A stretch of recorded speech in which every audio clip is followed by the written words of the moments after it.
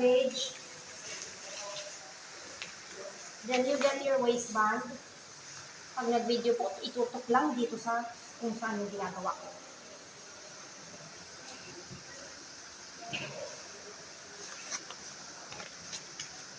Cut na po, mabel.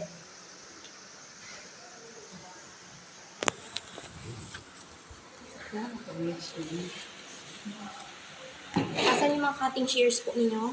You need your cutting shears. Sige na po, cut na po. Kakatin lang naman yan.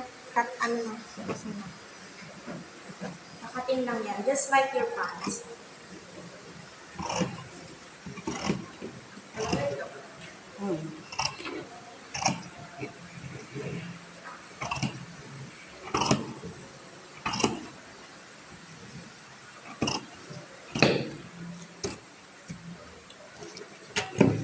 Siyempre, mamarkingan niyo po yung mga marking points dyan.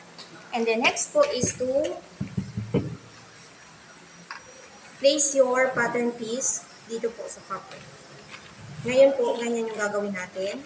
Meron tayong nag-overlap po dito kasi overlap slit yung gagawin natin. So, ito pong itsura na to, ito po yung back ninyo.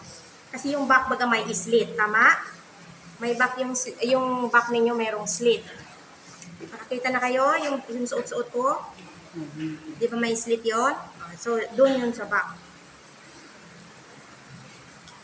So, overlapping.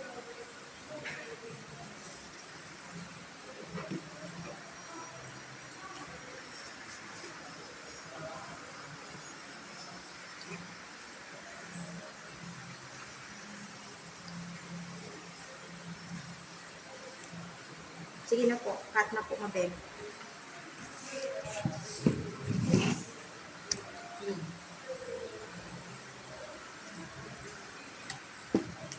Yung back po, yun yung open dito sa skirt. Pero pag blouse, front yung open.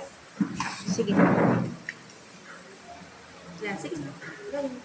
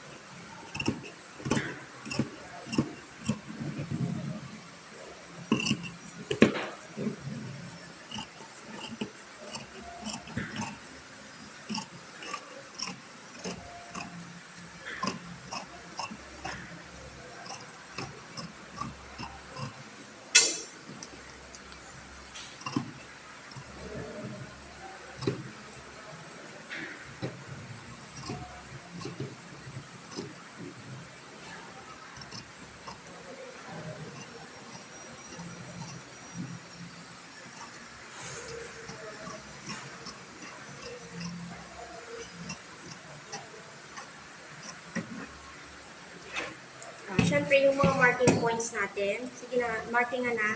Kailangan natin ng marking paper. Ito.